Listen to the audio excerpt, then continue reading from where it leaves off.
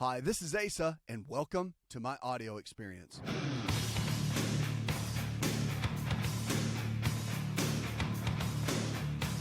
It's a new prescription for a new you, America. Let's kick it off and go with Sandra. Hi, Sandra. Welcome to the show. Hi, thank you for taking my call. Sure, darling. About a month ago, my mom had a lesion show up on her lower abdomen. It was slightly whitish in color, very, very itchy. After dealing with that for about a month, she went to the doctor. They did a biopsy, and the biopsy results came back a lichen simplex cronius or a lichen sclerosis type lesion. Sure. They gave her an ointment to use, which is a topical steroidal treatment. But anything with steroids, she's severely allergic to, and it caused severe burning, etc. So the doctor has now referred her to a dermatologist. So what we were wondering is there anything that could be naturally treated for this so she doesn't have to go to the medication route? There is. I mean, the medication they would use wouldn't be too rigorous on her, but there are natural things she could try if she wanted to.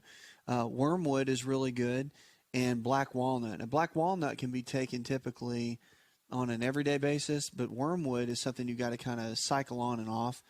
I mean, what I mean by that is you would take it maybe 14 days on, 7 days off in a rotation like that. And most health food stores have that.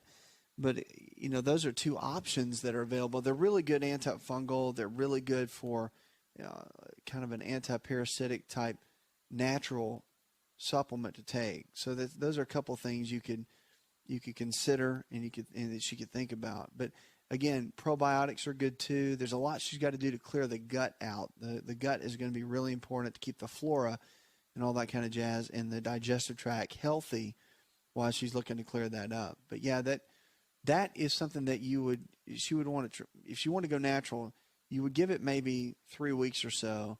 And if she doesn't see any improvement, again, wanting to go the natural route, then she's going to want to go to the medication. Okay, well, when the biopsy results came back, it didn't show any fungus. Oh, it didn't show anything? It didn't show any fungus, but it came back a lichen lesion. Right. Like still lesion. Right. So but I'm a little bit confused with that.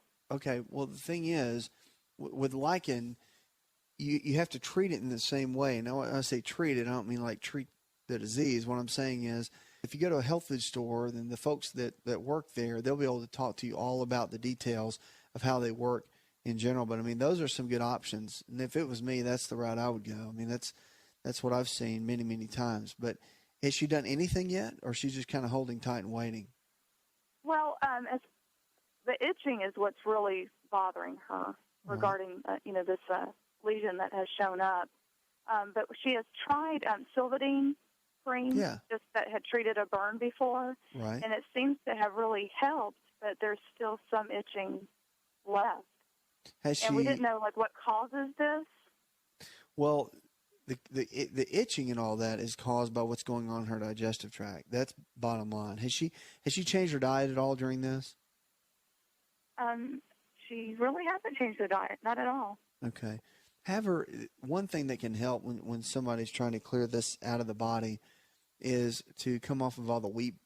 So maybe if she decreased that out of her diet, that can be very helpful. Also, cow's milk dairy, which the casein protein in cow's milk, whether it's yogurt, cheese, or the live milk itself, can be a big player as far as increasing the skin and inflammation on the skin. So cutting out those food groups may be very helpful as well. And then you can look at the supplements and combine those together, and that might be helpful. But I would, as far as your physician goes and what they're telling her, if she wants to go that route and she doesn't get good results with the things we just talked about, then of course the medication is going to help quite a bit. The medication should help quite a bit just to be as far as getting her kind of where she needs to be. And the itching, I mean, they may even do things like, or suggest something like cortisone, which again, that's just going to cut down inflammation and cut down on the itching and be more of a Band-Aid to help her.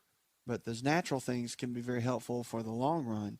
Sometimes it works, though. Sometimes it doesn't. Everyone's different when you're looking at those, Sandra. So I hope that helps. Keep me posted. You can always send me an email, 888-283-7272. That's 888-283-7272. FDA is warning now there's a possible infant seizure risk from a flu vaccine. Now, news alert from the U.S. Food and Drug Administration suggests that some infants may be at risk of febrile seizures following administration of the Pasteur's Fluzone vaccine, which has been recommended for children aged 6 to 23 months. And both the FDA and Centers for Disease Control in Atlanta are investigating whether or not recent reported febrile seizures in young children following the flu vaccination are related to the vaccine itself or had some other cause. Now, a febrile seizure is a seizure related to a fever or exceedingly high body temperature and can result from many common childhood illnesses, including flu, cold, ear infections, and sometimes following administration of vaccines. The seizures typically last only a moment or two and are not dangerous, but they can be alarming to parents and caregivers. The Vaccine Adverse Event Reporting System had noted 42 cases of febrile seizure following the Fluzone vaccination. The FDA has not seen an increase in the reports people older than 2 years of age. FDA spokeswoman Shelley Burgess told AOL Health, now approximately 1 in 25 young children will have at least one febrile seizure, usually between 6 months and 5 years of age. Burgess adds that the peak age for the seizures are between 18 and 24 months and re-emphasize that the seizures are not serious and generally only last a minute or two.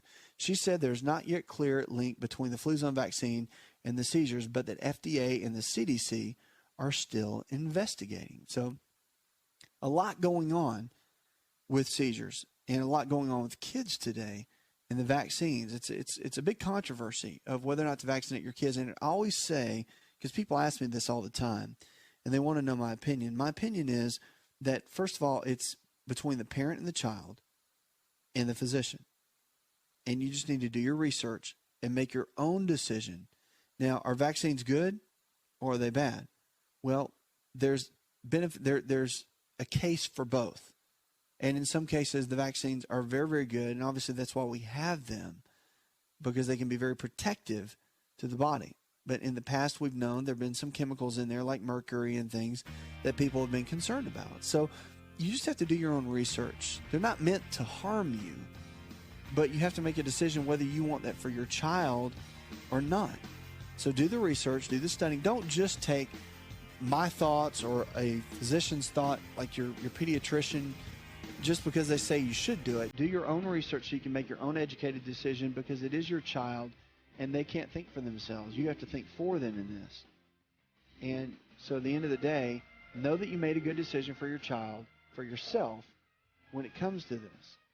Now, coming up out of this break, we're going to be talking about the food for the day with one of my favorite things to talk about. Food really is our best medicine. We all look to supplements so many times to get some nutrients out of, but you're looking at things right in your refrigerator and your cupboard that could bring you the health that you're looking for. 888-283-7272. We'll be right back. Hi, it's Asa. I'm giving you a copy of my best-selling book for free to help you in your health journey today. I'll pay for the book. All you do is just cover the small shipping and handling costs. Go to asarx.com and get your free book today. To find out more, connect with On Call Radio online at InShapeNetwork.com.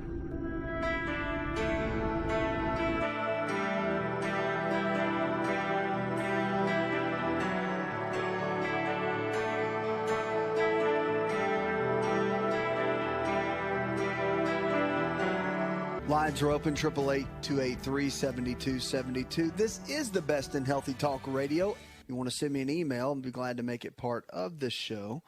But what are you doing right now to make your health really great? Have you made some new resolutions? That's not the deal. The deal is to set some goals for yourself, to make sure that you're getting into a place where you're ready to make those extra new steps, to drop 5 or 10 pounds, or to do things to make your mental clarity better, to eat a better diet, to exercise more, to get better rest, going to bed a little bit earlier each night so that your hormones and things can kick in and they can recover, and it can help your body function at a higher level. In my book, Empowering Your Health, I talk a lot about all these different kind of things, and it's a real good roadmap really for health from A to Z, how to go from where you are in your current state of health to where you need to be. And right now, we're going to kick it off and go with Sarah. Hi, Sarah. Welcome to the show, darling. How can I help?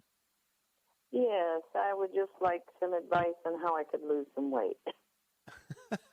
How much weight do you want to lose, Sarah? At least 50 pounds. All right, 50 pounds. That's doable. So I take it that you come to a place where you're sick and tired of being sick and tired, and you're ready to make a change. Is that right? Right. Okay. My Let's talk. job requires, I don't do the walking like I did when I worked in nursing. Okay. So I put some pounds on. All right, that's okay. But know this. Know that to lose 50 pounds, there has to be a major lifestyle overhaul with you.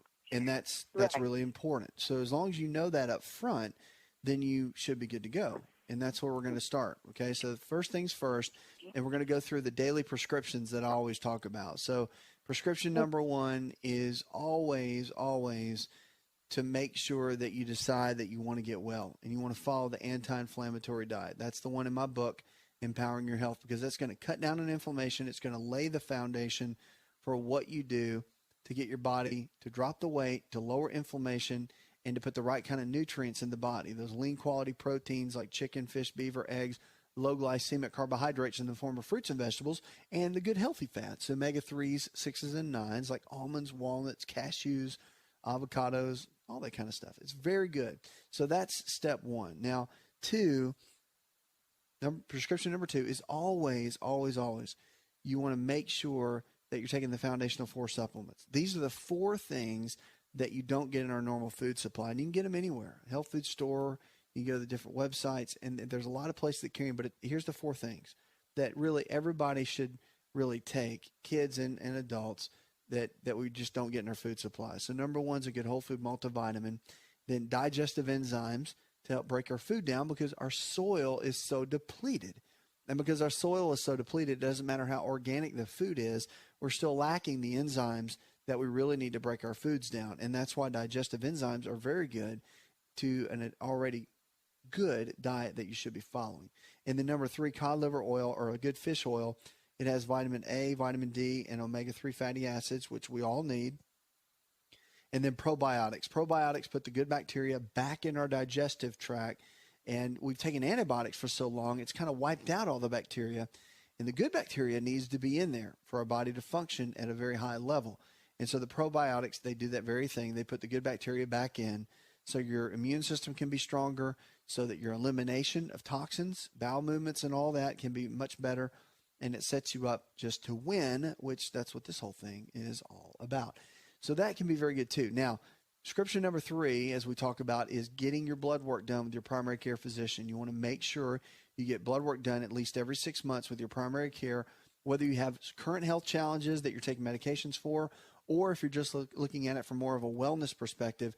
The blood changes every 90 to 120 days. Blood work is the cornerstone of figuring out what's going on with our health. It's been the gold standard in healthcare for so long, and it's critical for you to continue to do that and work with your doctor and make sure you get those numbers and make sure everything's all doing well within your body. Number 4 of the prescriptions that we talk about is to make sure you get plenty of water. Now, the old adage is you want half your body weight in ounces of pure non-chlorinated water each and every day. So if you weigh 150 pounds, then you want to shoot for 75 ounces of water a day. So that's always a good way to go. Number 5 is the exercise. Exercise 5 days a week, 30 minutes a day, doing something you enjoy, and it doesn't matter. But listen, here's the deal. No excuses. It doesn't matter if it's snowing outside, raining outside, whatever. You got to make it happen. If you can't get to a gym and you don't have a treadmill at home or a bicycle at home, then you have some videos, have some backup, have some things that you know you can get a 30-minute workout in that day and get the body moving so you can stay on target and stay on track, keep your body where it needs to be. And then don't forget that number 6 is rest. Rest is so important. Now, it doesn't mean just sleeping all the time, but you need to have a good day of rest. Rest your mind, rest your body. And the sleep we get at night, along with that rest, is critical. You want to be in bed by at least 11 p.m. your time, whatever your time zone is, because the body's on a circadian rhythm. And every minute of sleep we get before midnight is worth about 4 minutes after midnight, and that is critical for all of our hormones to function properly, for our body to recover, to regenerate, to be ready for the next day. So our cortisol levels, DHEA levels, our adrenal glands are working better. I could just go on and on and on about how powerful sleep is. But it is, and it's something that we need to focus on a regular basis. So that's daily prescription number 6. And number 7 is have a very good, trusted primary care physician that you really believe in and that believes in you, that you're not scared or intimidated by, that you can go up and lay things out for them about how to get your body healthier, and they'll listen to you. If you want to try natural things, they'll listen to you. If you want to lower medications, they'll work with you. So they're there to guide you. They're not there to lord over you. There's a big difference, and you want to make sure you find someone that you can trust in that arena. Get a blood test, though, done for leptin. Leptin is a big marker for losing weight and fat loss. Make sure they're checking your thyroid gland and a host of other growth hormone, pituitary gland, the list goes on and on. You just want to get with a good doctor that can check plenty of blood work and figure out exactly where your body is so you can come up with a game plan. But follow those prescriptions. Those are some good basic foundational principles to help you get to the goals that you're looking for.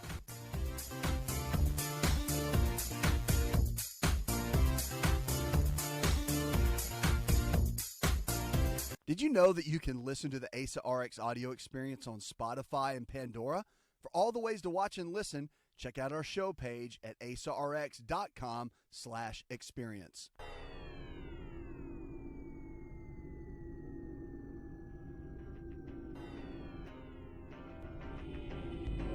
To find out more, visit the show online, InShapeNetwork.com.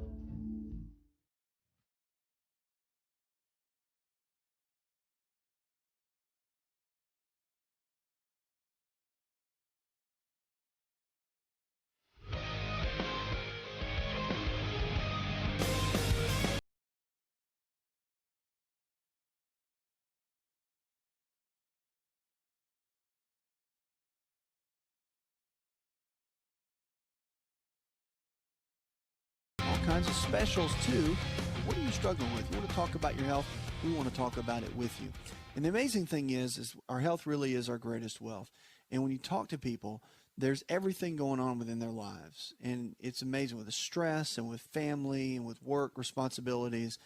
And we tend to let our health kind of fall to the bottom of the pile. And we end up not taking care of it for a period of time until maybe you get into your late 40s or something begins to break down, and then of course you're having symptoms, and then of course you go to your doctor, and then the big red flag goes up, and you're like, oh my goodness, now I've got diabetes, now I've got high blood pressure, now I have high cholesterol, and you're like, well, how did this happen?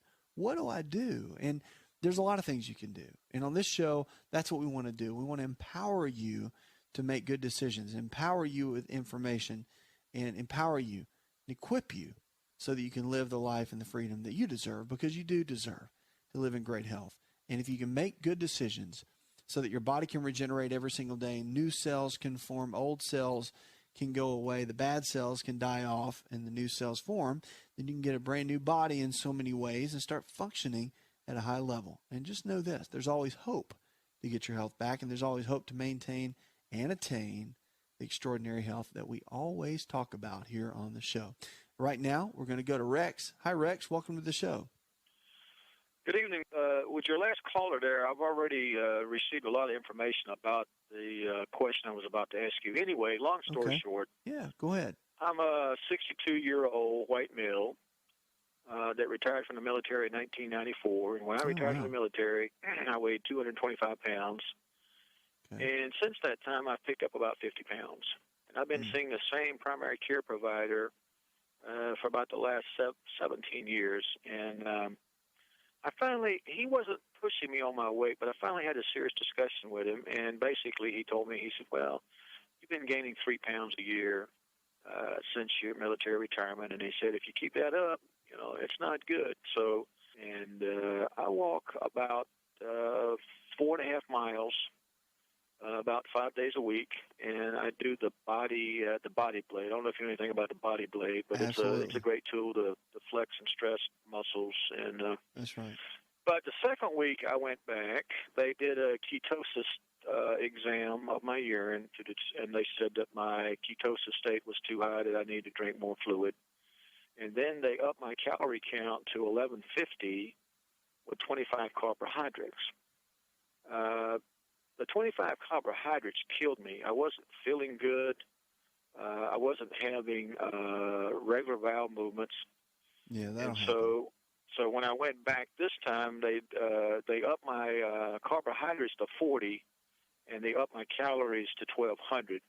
I feel so much better, but what they told me was not to expect to lose, and they wanted me to lose about 4 pounds a week. They said, you're probably not going to lose 4 pounds a week, but you should lose at least 2 pounds a week. And I don't think I'm going to have a problem doing that, but my question is, how much more can my body tolerate? That's my concern. Tolerate as far as the amount of calories you can eat, or tolerate as far as weight loss? Yeah, keep this program up. I mean, 1,200 calories a day at 40 carbs, that's a pretty aggressive program. And I don't know, medically speaking, how long should I keep that up? I mean, it's not going to be a, forever and ever type thing. Your body won't sustain it, I don't think. And I know that my eating habits have to change for the rest of my life. I accept that. But, I feel so much better now on a 1,200 calorie and 40 carbohydrates. And sometimes, I may hit 50 carbohydrates a day.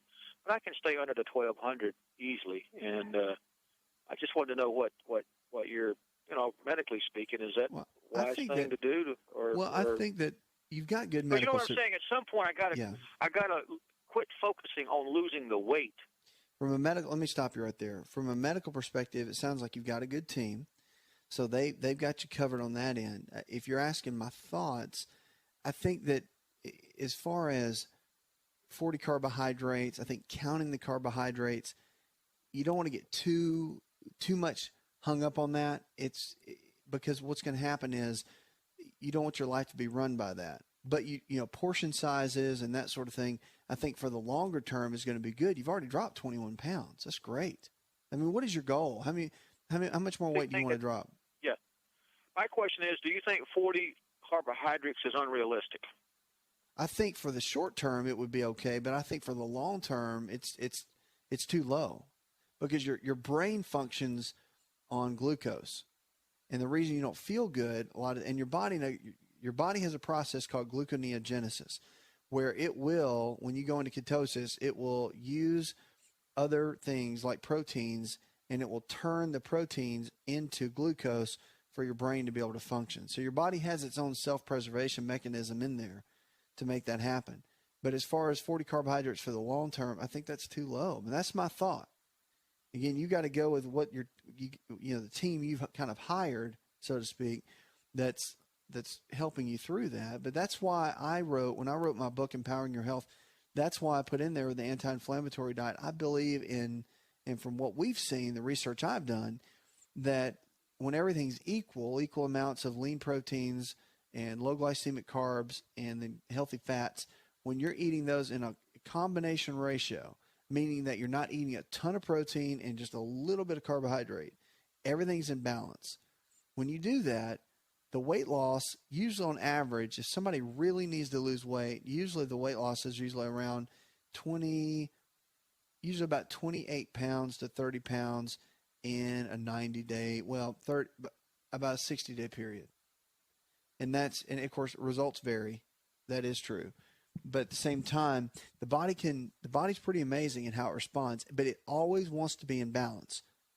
So granted, you didn't gain a bunch of weight because you weren't eating. You gained a bunch of weight because you were eating. And so your habits need to change, just like you talked about. But it's how they change. So I guess what I'm saying, long story short, when you cut down your calories, that's one thing. But then when you cut down your carbohydrates, that's another. And so for the short term, that sounds like it would be a great plan. But you might want to find something that looks a little bit more in balance for the long term. And I think because of that right there, you'll burn out on that big time.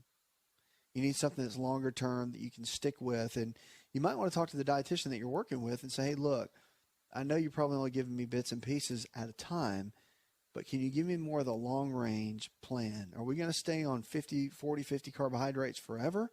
Or are we going to bump it up to 100, 150? Where are we headed with all this? Because the carbohydrates, the type of carb matters. So if you're eating 50 carbohydrates, but you're getting it from bread or from pasta or from potatoes or whatever, you really want to get it from fruits and vegetables. And if you ate 3 big helpings of fruits and vegetables each day, you're probably going to get just barely over 100 grams of carbs. And even that's not going to be too much. That's not going to put a bunch of weight on you, especially if you're exercising. Exercising is the key. You just got to be consistent with it. A lot of people will either over-exercise or they'll exercise a little bit, just a couple of days a week, and it's not really enough to stimulate what you need to as far as burning calories and dropping body fat and the whole nine.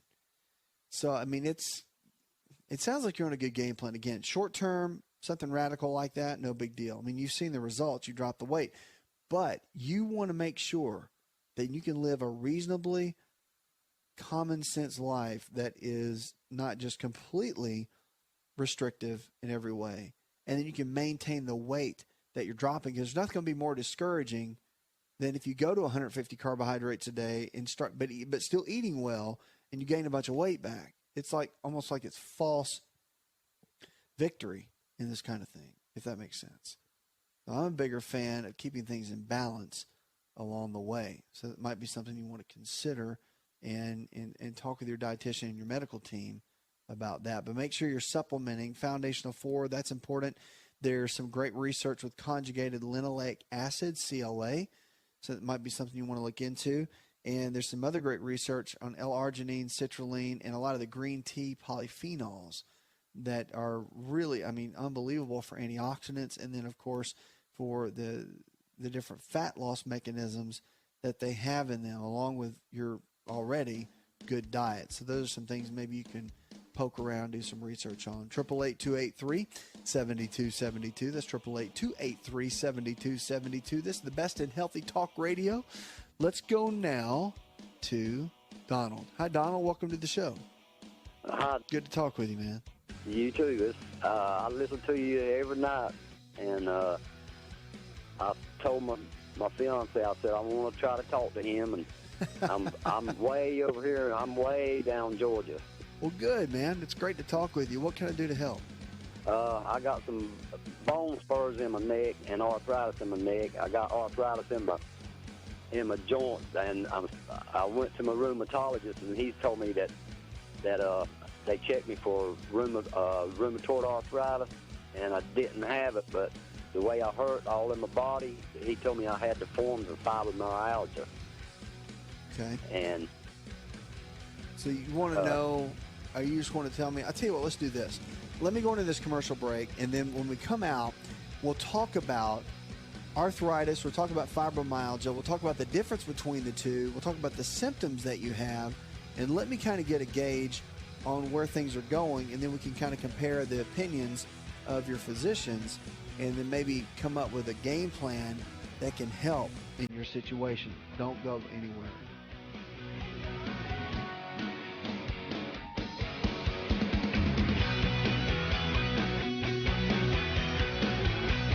Hi, it's Asa. I'm giving you a copy of my best-selling book for free to help you in your health journey today. I'll pay for the book. All you do is just cover the small shipping and handling costs. Go to asarx.com and get your free book today.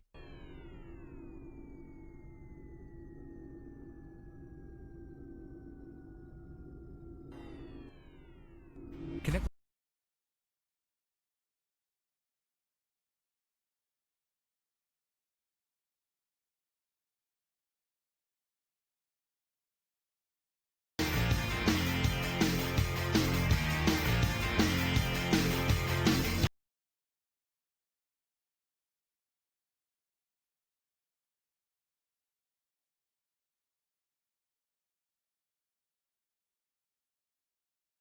Is your greatest wealth. You can also check us out. Going to the break, talking with Donald. Donald's been dealing with several things, arthritis, and some of the doctors have said it might be fibromyalgia. So, Donald, let's talk about that for a minute. Now, I know you've had some pain in the neck area, the cervical area. Why don't you give me kind of an overview, and also tell me with your symptoms when you went into your doctor or doctors, both, any of the multiple opinions, kind of what they've told you and the direction that they've taken you, and what kind of medications or things they've suggested for you. Okay, what they done was x-rays on my neck and found that I had bone spurs in my neck and arthritis in my neck. Okay. And I went to a rheumatologist because she done some blood work, and she said it looked like, just my family doctor, she said it looked like I had some problems with, might be rheumatoid arthritis, so she sent me to a rheumatologist, and he done x-rays on my hands, and he said, well, you ain't got, and done blood work, and said that I didn't have rheumatoid arthritis, but the way my muscles hurt and everything, he said I had the forms of fibromyalgia.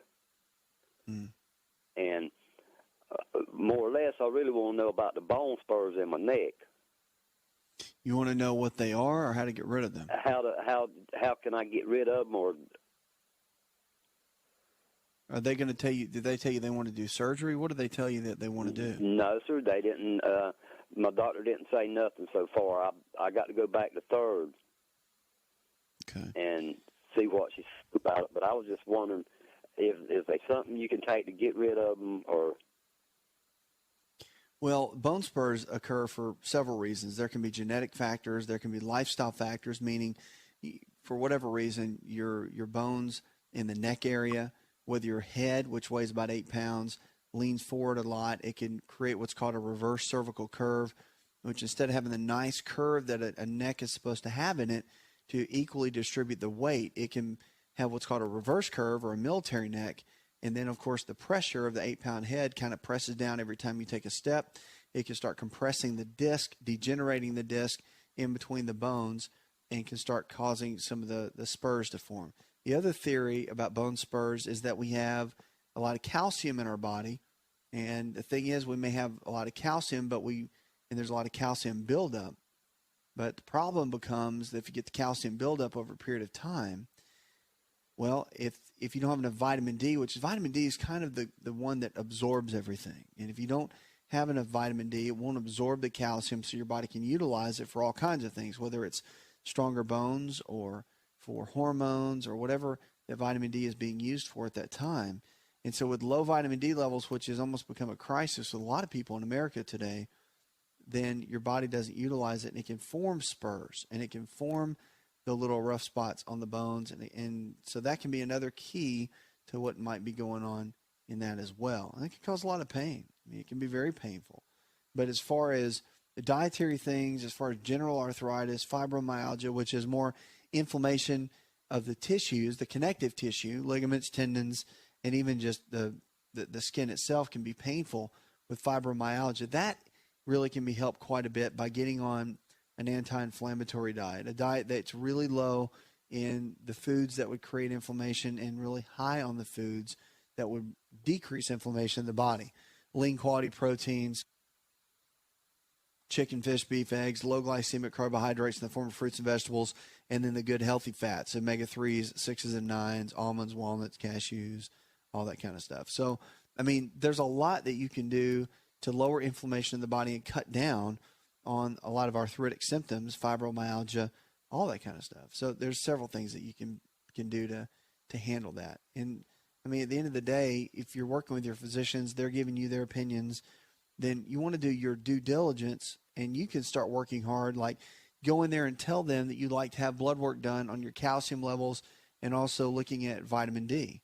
And they'll do the blood test for you. They won't have a hard time with that. And then you can see what those numbers are, see if you need vitamin D or calcium, or decrease some of those or increase, whatever you need to do. But it's about working together with them and then coming up with your own game plan for nutrition, because most physicians are not going to work with you on your diet, nutrition, and all that. They're just not. Some may have dietitians, some may have nutritionists that work with them, but at the end of the day, most of them won't. And they're going to kind of guide you as far as medications and whatnot. They're going to tell you need to eat a good diet, but they're not going to tell you what exactly that means. And so you're going to have to kind of come up with a game plan. I want to encourage you. There's a lot you can do. You can hire a nutritionist. You can, if you want, you can use my book, Empowering Your Health. It's at all the bookstores. You can use that as a reference just for some ideas and things that you might want to run by some of those folks. But changing the way you eat is so critical. Change the way you eat, you'll change the way you live. It's a real key. Now, there's supplements, too, that can help with joint pain. Manganese is really good. And the whole glucosamine thing, it's had some good points and some good research around it, and it's had some really tough spots as far as research goes, and I'm kind of mixed on it. I've seen people that do well on it and seen people that really didn't do so well.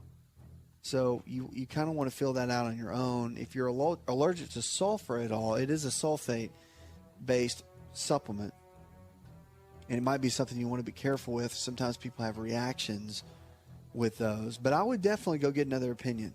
I would go get a DO or a DC. That's a doctor of osteopathic medicine, which is a DO, or a doctor of chiropractic medicine, that's a DC.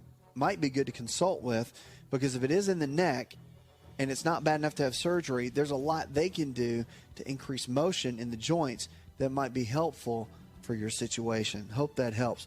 Puts another hour in the charts. I'd like to thank our producer, Leslie Pardue, and the rest of the team. I'm your health and lifestyle coach. Go tell one person something you learned on this show, and together we can change the health of our friends, our families, and our communities. You're listening to the best in healthy talk radio, where we're diagnosing hope one person at a time. Did you know you could listen to the Asa Rx audio experience on Spotify and Pandora? For all the ways to watch and listen, check out our show page at asarx.com/experience. Hi, it's Asa. I'm giving you a copy of my best-selling book for free to help you in your health journey today. I'll pay for the book. All you do is just cover the small shipping and handling costs. Go to asarx.com and get your free book today. This episode is over, but check episode notes for links to products and services you've heard about on this episode. Thanks for listening and subscribing. Please share the Asa Rx audio experience with others and stay in touch by giving us your comment or review.